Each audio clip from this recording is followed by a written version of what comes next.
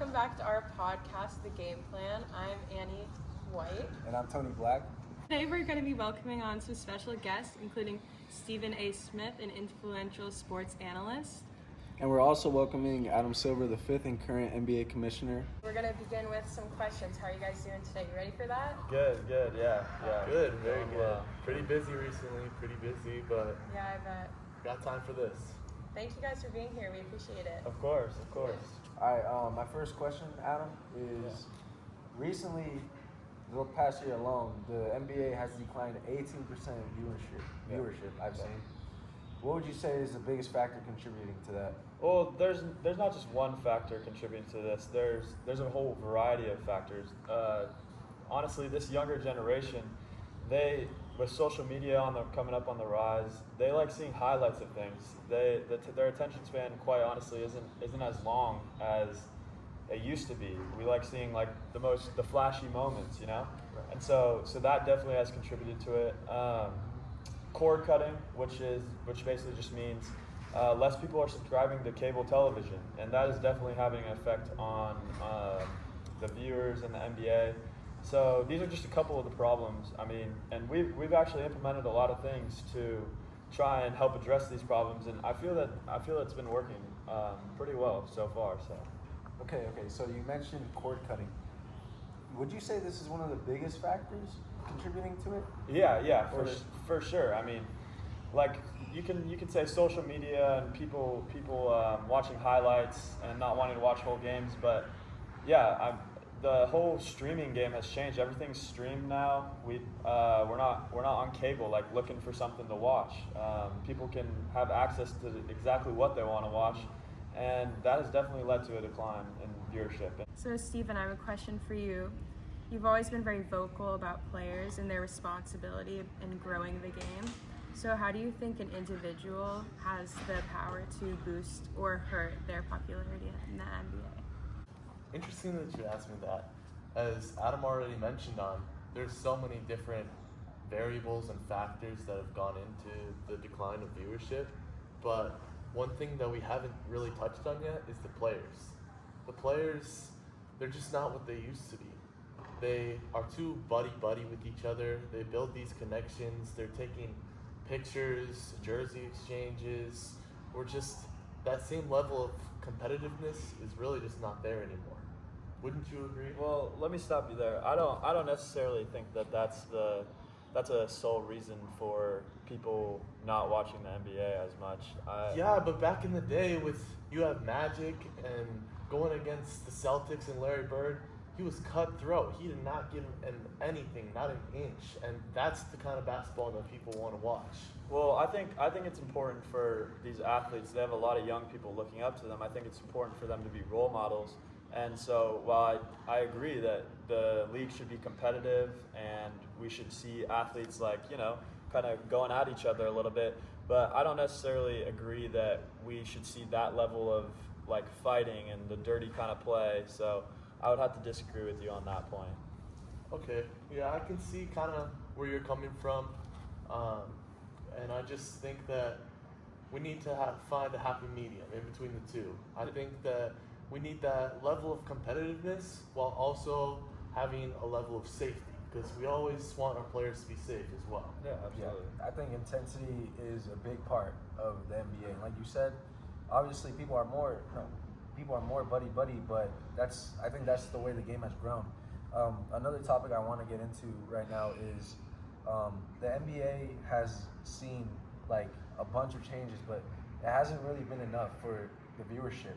What new innovations have you been, thinking on and implementing for the future? Yeah, so kind of looking back, we've implemented the in-season tournament, which is a tournament-style format in the middle of the season with a cash prize for whatever team wins, and that really kind of boosted the competitiveness because oftentimes you see in the middle of the season players are sitting out, not really trying that hard, but when incentivized, they compete at a very high level, and we actually saw an increase in viewership during that tournament, right. which is what we're trying to implement with these new strategies.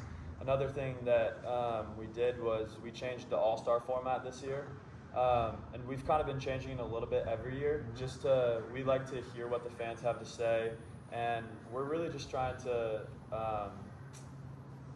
use feedback and criticism to craft that entertainment, kind of just make it entertaining for the fans to watch. Do you think that the All-Star game, this new format, which is 3 teams go against each other, chosen by coaches, do you think that has affected viewership in a positive way? Well, so I think let me stop right there. Because in the past, East versus West, I'm a big fan, and I love that format. And I don't understand why you guys took that away. I thought it was perfect. If it's not broke, don't fix it. Yeah. But that's what I want to hear. Has it changed things? Yeah, it definitely has changed things. I think we saw some mixed reactions to this year's, and I think with anything new, trying to implement anything new in any type of business, not just the entertainment business or the professional sports, you're gonna see reactions, mixed reactions, because people aren't necessarily the biggest fan of change. And like I think the old East versus West games used to be really entertaining, but I think that the level of competition in the All-Star games has kind of dropped. Players don't really want to get hurt. They're worried about all these different factors, and so by changing this format, we're trying to give the fans what they want with competitive games. Yeah. I know the score was only to 40 points, and it was kind of similar to a tournament style, but we're just trying to implement new strategies to gain new fans, to keep the fans that we have, and so next year, who knows? We might not have the same All-Star format. We're going to continue to learn and grow, and before you know it, might be back to the East-West type of style. Okay, that's good to know. Yeah. So Steven, I'm curious, if you were in a position like Silvery's here, what kind of things would you implement and focus on changing? Yeah, so I think one of the main problems right now is just the time of the games. Here on the West Coast, we have an 8 o'clock game, and that goes pretty late. But you're not even thinking about how late that is for the East Coast. Those games start around 11:30, and they go till 1 a.m. for them. No one's going to stay up that late out there and watch those games because it's already bedtime over there. So that's one thing that I would say is kind of implement a change for the time zones and kind of take that into consideration to kind of make those accessible for everyone to be able to watch. Another thing that I would say is you look at what the Clippers are doing with their new arena. They just built in a whole interactive arena. For every single fan, out of thousands of fans, they have a say in what goes up on the screen. They have a say in what kind of stats are on the screen, anything like that. It's all interactive. That makes fans want to buy tickets. They want to go to Clippers games, no matter how good the Clippers are this season. They just want to go and be in that environment and kind of experience like life in the NBA. And that's kind of what the Clippers are doing, as well as the whole fan wall. They have a whole side dedicated to only their team's fans. That's just a great way to spread that love for the game. Like you're there with all of your other fans of the team and you're just cheering your team on. So you're trying to say all stadiums should have interactive. Yeah, for sure. If you want to have more viewership, it's not just about online. Like, you can go to the stadium and you get viewership that way. You actually will get more money if you're having more people come into the stadiums and watch your games, pay for merch, concessions, anything like that. You're going to be making more money and you're going to be bringing more people in.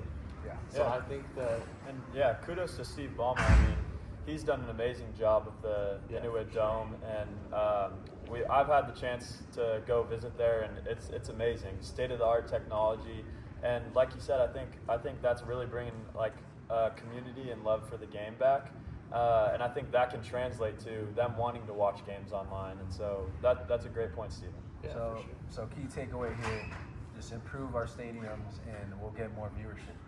Well, I think that's a very basic idea, but I think that's one of the many things that we can implement.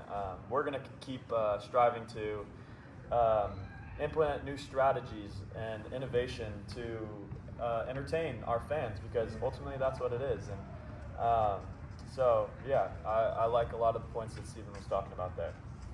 Thank you guys. Yeah, thank you guys so much No, for thank you guys for being having on the us Game on. Plan Yeah. podcast. Right. Thank you guys. Yeah.